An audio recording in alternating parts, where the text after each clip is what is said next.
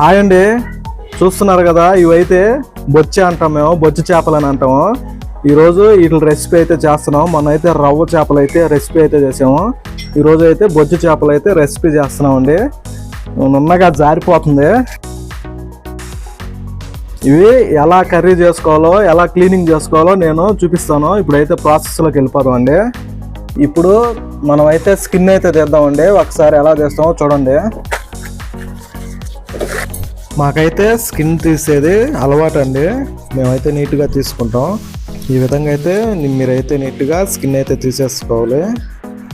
ఈ చేపలు ఎంత పెద్దవిగా ఉంటే స్కిన్ అంత నీట్గా వస్తుందండి. మనకైతే 10 కేజీల చేప అయినా మనమైతే స్కిన్ అయితే చాలా సింపుల్గా అయితే తీసేసుకోవచ్చు.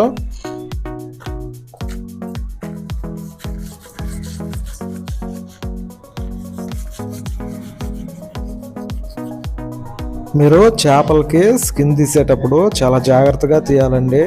చేతరాని వారైతే తీయొద్దు, ఎందుకంటే వాళ్ళకి ఖచ్చితంగా అయితే చేతులు అయితే తెగతాయండి. మేము కూడా చాలాసార్లు తీసేటప్పుడు చేతులు అయితే కట్ అయి ఉన్నాయి, మాకు కూడా తెగుండాయి.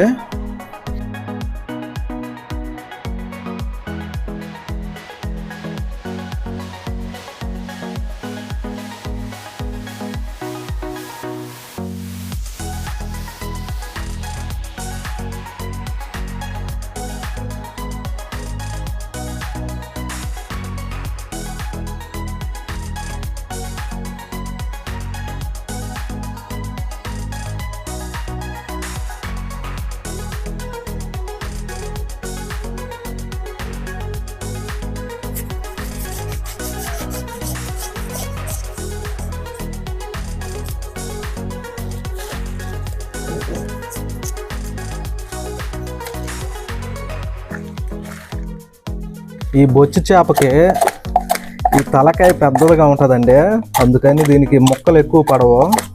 ఈ తలకాయ ఎక్కువ భాగం పోతుంది. దీని తలపైన ఉన్న స్కిన్ అయితే బ్లాక్ అయితే మీరు చాకుతో ఈ విధంగా తీసేసుకోండి. ఈ బ్లాక్ అంతా పోతుంది మనకైతే. చూడండి, చేప అయితే నీట్గా మనమైతే స్కిన్ అయితే తీసేసుకున్నాము. అలాగే ఇంకో చేప కూడా స్కిన్ తీసేద్దామండి. 2 చేపలకైతే నీట్గా స్కిన్ అయితే తీసేసామండి. ఇప్పుడైతే కటింగ్ ప్రాసెస్లోకి అయితే వెళ్దాము. ఏకలు అయితే కట్ చేసేసుకుందాము.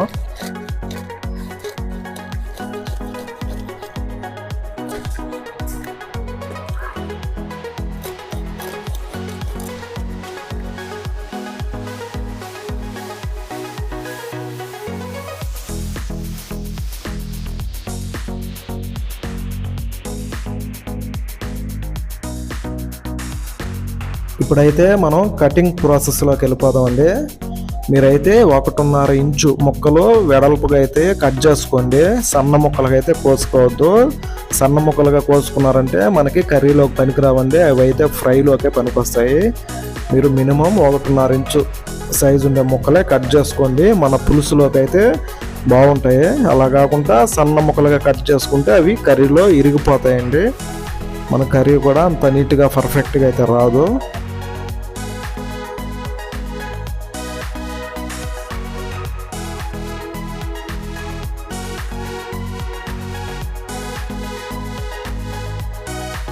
చూడండి, నేను మొన్న రవ్వ చేపలకు చూపించినప్పుడు నలుపు నింది.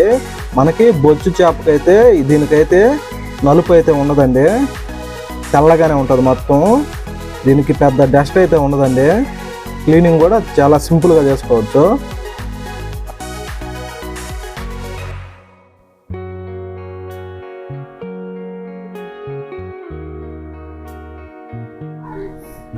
కల్లుప్పు అండి యాడ్ చేసుకొని శుభ్రంగా క్లీన్గా మీరైతే కడుక్కోవాలి.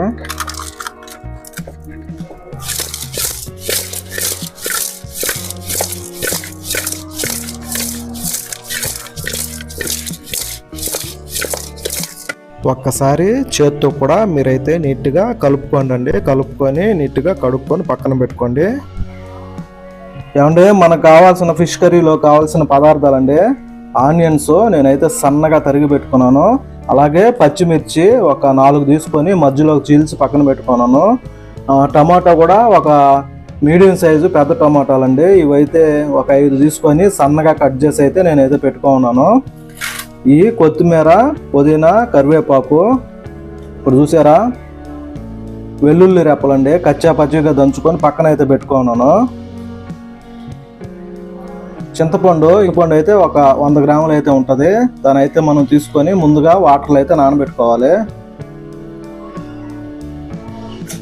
నేనైతే చింతపండు బాగా కలిపి పెట్టుకున్నానండి. అందులోనే ఒక 3 స్పూన్లు మంచి కారప్పొడి అయితే యాడ్ చేసుకున్నాను. కారం కొంచెం ఎక్కువ వేసుకోండి అండి చేపల కూరలోకి అయితే. అలాగే వచ్చేసి ఒక స్పూన్ పసుపు, అలాగే కల్లుప్పు కొంచెం అయితే యాడ్ చేసుకున్నాను. కల్లుప్పు తక్కువైనా మళ్ళీ యాడ్ చేసుకోవచ్చు. ఇప్పుడు స్టవ్ వెలిగించుకొని కడాయి పెట్టుకొని ఆయిల్ యాడ్ చేసుకున్నానండి. ఆయిల్ చేపల కూరలోకి కొంచెం ఎక్కువే పడుతుంది. అలాగే ఆవాలు అవి అయితే వేసుకున్నానండి. ఆవాలు బాగా వేగాయి. ఇప్పుడు అందులోనే ఆనియన్స్ కూడా వేసేసుకున్నాను. ఇప్పుడు ఆనియన్స్ ఫ్రై అయిన తర్వాత మనం కొంచెం కట్ చేసి పెట్టుకున్న పచ్చిమిర్చి అలాగే వెల్లుల్లి రెప్పలు కూడా యాడ్ చేసేసుకున్నాము. ఆనియన్స్ చూసారా మనకి బాగా ఫ్రై అయ్యాయండి. ఇందులోనే మీరు కరివేపాకు వేసుకొని 1 నిమిషం ఫ్రై చేసుకోండి.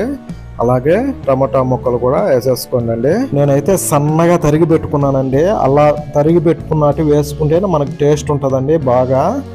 ఇప్పుడు మూత పెట్టుకొని ఒక 2 నిమిషాలండి ఉడికించుకున్నాము. మూత చూసాం కదా, చూడండి గ్రేవీ ఎలా అయిందో. ఈ విధంగా గ్రేవీ మనకు వచ్చింది కాబట్టి ఇప్పుడు ఇందులోనే చింతపండు పులుసు కూడా మనం అయితే యాడ్ చేసేసుకున్నాము. ఈ చింతపండు పులుసులో ఉప్పు, పసుపు, కారం యాడ్ చేసుకున్నామండి. ఇప్పుడు ఈ పులుసు అయితే మనం గ్రేవీలో యాడ్ చేసుకున్నాము. ఈ చింతపండు పులుసు గ్రేవీలో పోసేసుకున్నాం కదండి. ఇవి బాగా మరగాలి. మరిగిన దాకా మనం అయితే ఉడికించుకోవాలండి. ఒక్కసారి చూడండి మనకైతే బాగా మరిగిపోయాయి. ఇప్పుడు ఇందులో అయితే మనం ముందుగా కడిగి పెట్టుకున్న చేప ముక్కలు అయితే యాడ్ చేసేసుకుందాము. పులుసు ఎంత బాగా మరిగితే మనకు అంత టేస్ట్ ఉంటుందండి. ఇప్పుడు ఈ చేప ముక్కలన్నీ యాడ్ చేసేసుకొని మనం అయితే గరిటతో ఒకసారి కలుపుకోవాలండి.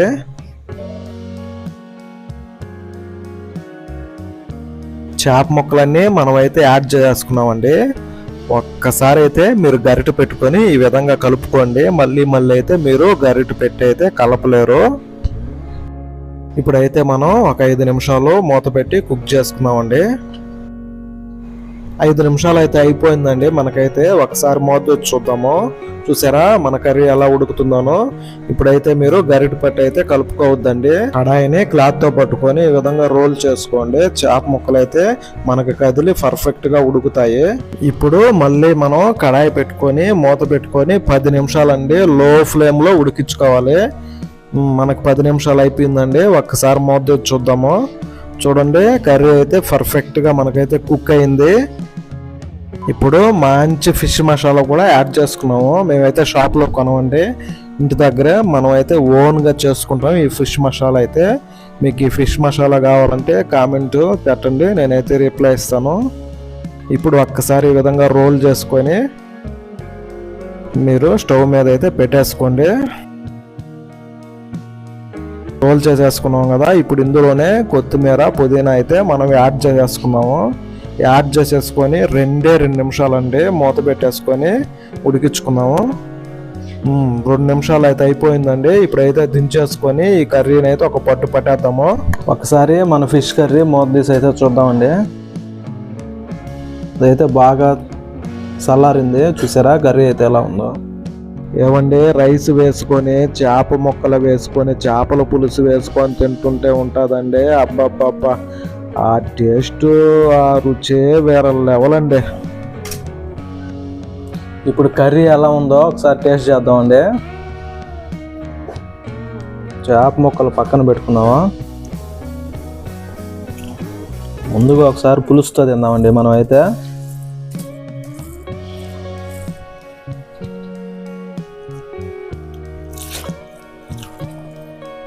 అబ్బా వేరే లెవెల్ అంతేనో, సూపర్గా అయితే వచ్చింది మన రెసిపీ.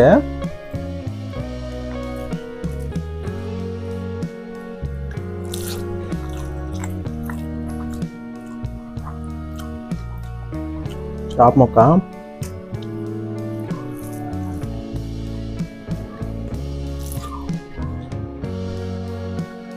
అదూర్చండి. చేప ముక్క పులుసు అయితే సూపర్గా అయితే వచ్చింది.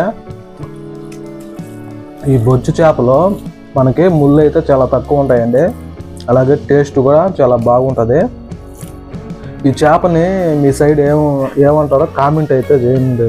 మా సైడ్ అయితే మేము బొచ్చు అని అంటాము.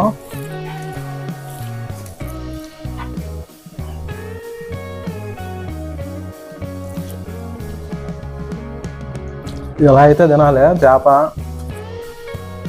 రైస్లో మొక్క పెట్టుకొని చేపల కూర ఇలా తినాలండి.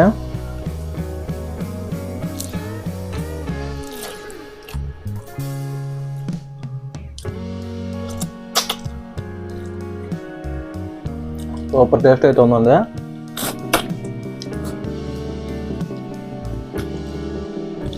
అబ్బా సూపర్గా అయితే ఉందండి.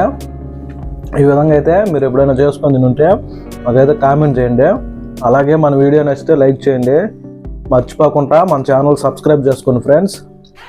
మరొక మంచి వీడియో అయితే మీ ముందుకు వస్తాను. అప్పుడు వరకు సెలవు మరి. Okay bye.